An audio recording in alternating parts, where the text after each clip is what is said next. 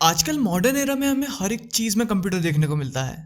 हमारा सबसे पहली एक्सपेक्टेशन इन कंप्यूटर से थी, जो कि था इक्वेशन सॉल्व करके देना, से लेकर कंप्यूटर्स का इंसानों से बात करने तक का सफर इंसानों और कंप्यूटिंग पावर में बढ़ती वृद्धि और रिश्ते को साफ साफ दिखाता है। और जैसा कि आप भी जानते हैं, आप कितना भी शार्प क्यों ना हो, आप अपनी माइंड की एक लिमिट, जो कि सेंसेस इंद्रियों पर डिपेंड है, उससे ज्यादा ना सोच सकते हैं और ना ही समझ सकते हैं। ठीक वैसा कुछ ही कंप्यूटर के साथ भी है। वो अपनी एक हार्डवेयर लिमिट तक ही अपनी एक्यूरेसी और स्पीड कायम रखता है। उस लिमिट के पार वो कोलैप्स हो जाता है। तो साइंटिस्ट कंप्यूटर हार्डवेयर में इनोवेशन और डिस्कवरीज में लगे हुए हैं। उसमें से एक डिस्कवरी है क्वांटम कंप्यूटिंग। हम ज्यादा इसकी हिस्ट्री में नहीं जाएंगे, बस 1998 में सबसे पहला क्वांटम कंप्यूटर फिजिसिस्ट द्वारा MIT में बनाया गया था, जो कि सिर्फ 2 क्यूबिट्स का था।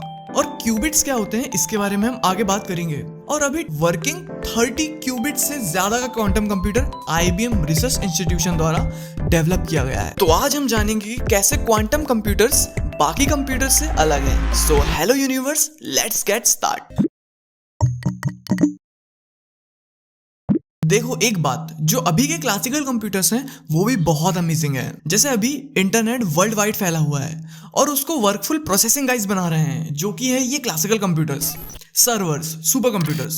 मगर जैसा कि मैंने बताया था कि एक हार्डवेयर लिमिट के पार का इंस्ट्रक्शंस वो नहीं समझ पाएगा और ना ही उसमें लॉजिक इंप्लीमेंट कर पाएगा प्रीलोडेड वाले। वहां पे हमारा प्रोजेक्ट कोलैप्स हो जाएगा।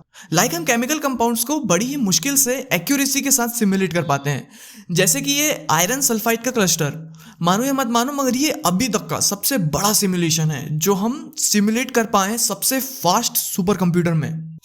क्लासिकल कंप्यूटर्स में एक कॉमन प्रॉब्लम है कि वो ऐसी प्रॉब्लम सॉल्व करने में एक्यूरेसी लूज करते हैं, जो कि हर स्टेप में कैलकुलेशन को एक्सपोनेंशियली ग्रो करती है। वो केमिकल कंपाउंड, वहां पर एक एक इलेक्ट्रॉन इलेक्ट्रॉन रिपल्शन और इलेक्ट्रॉन का न्यूक्लियस द्वारा अट्रैक्शन कैलकुलेट करना पड़ रहा था। और हर नेक्स्ट स्टेप में कैलकुलेशन बढ़ जा रही थी और इलेक्ट्रॉन्स आसपास के इलेक्ट्रॉन्स में रिपल्सिव फोर्स भी दिखाएंगे।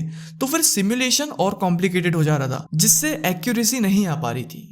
आई गेस अब आप समझ गए होंगे कि अभी क्लासिकल कंप्यूटर्स को हार्डवेयर में चेंज लाने की जरूरत है, ताकि वो ऐसे सिनेरियोस में जहां एक्सपोनेंशियल ग्रोथ होती है वहां हाई एक्यूरेसी दिखा सके। मोटे शब्दों में एक्सपोनेंशियली ग्रोथ यानी हर एक स्टेप में 2 से 4, 4 से 8, 8 से 16, 16 से 32 ऐसे इंस्ट्रक्शन ग्रो होना। तो सोचिए 1 लाखवीं या फिर 10 लाखवीं, 1 मिलियनवीं स्टेप में कितना ग्रोथ आ जाएगा। तो ऐसे इंस्ट्रक्शंस ना कैलकुलेट कर पाते हैं क्लासिकल कंप्यूटर्स, ना एक्यूरेसी से रिजल्ट्स दे पाते हैं। तो क्या क्वांटम कंप्यूटर्स इस प्रॉब्लम को सॉल्व कर सकते हैं? आइए इनको और डेप्थ और सिंप्लिसिटी में जाकर मजे लेकर आते हैं। उससे पहले सुनो, जैसे बिट होता है ना, एक बिट एक नंबर स्टोर करता है, या तो 0 या तो 1।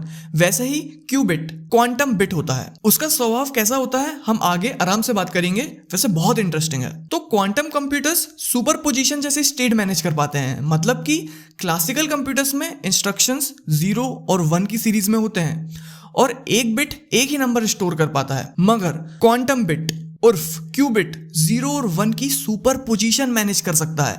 सुपर पोजीशन मतलब कि ना कि 0 ना कि 1, या फिर दोनों एक साथ, या तो कुछ कुछ 0 कुछ कुछ 1। और इतना ही नहीं, और भी ज्यादा कॉम्प्लेक्स सुपर पोजीशन 0 और 1 की मैनेज कर पाता है। तो इस प्रकार हमें और भी नए नए स्टेट्स एक्सप्लोर करने का मौका मिलता है।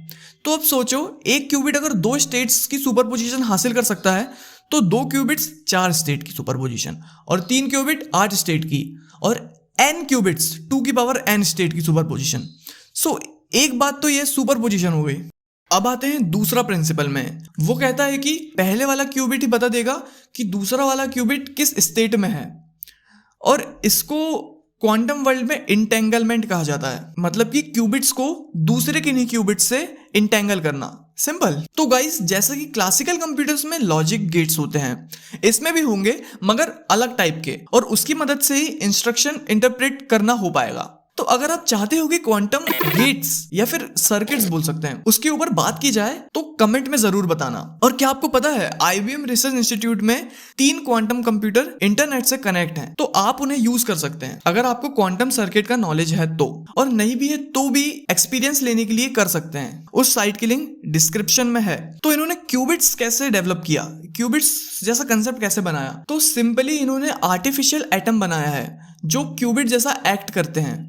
एटम्स क्वांटम नेचर फॉलो करते ही हैं, और फिर कुछ जरूरी एपैरेटस लगाकर जो कि जोसेफ्सन इफेक्ट बना पाता है, मतलब कि मोटे शब्दों में ऐसा फिनोमेना सुपर करंट का जो कि बिना वोल्टेज के फ्लो हो पाता है, और उस डिवाइस को जोसेफ्सन जंक्शन कहते हैं। तो आपके पास क्यूबिट्स हैं एज अ चिप, और उसके अंदर जोसेफ्सन जंक्शन है और माइक्रोवेव रेजोनेटर है, क्योंकि हम क्यूबिट्स से माइक्रोवेव्स के जरिए बात करने वाले हैं। और फिर हम इस खिलौने को -273 डिग्री सेल्सियस में सुपर कूल करने वाले हैं जोसेफ्सन जंक्शन जैसी स्टेट मैनेज करने के लिए, और फिर माइक्रोवेव्स के जरिए क्यूबिट्स को हैंडल करेंगे। So this is it, this is how quantum computing is from inside. IBM की रिसर्च साइंटिस्ट और material scientist by training doctor Talia Gerson द्वारा 2017 में एड्रेस की गई रिसर्च के बेसिस में ये इंफॉर्मेशन है। आई होप आपको इंटरेस्टिंग लगा। सो अगर वीडियो पसंद आया हो तो लाइक और शेयर करो, और अगर साइंसली फैमिली का मेंबर बनना है तो सब्सक्राइब करो। मैं मिलूंगा आपसे नेक्स्ट वाली वीडियो में, तब तक के लिए हैव अ नाइस टाइम।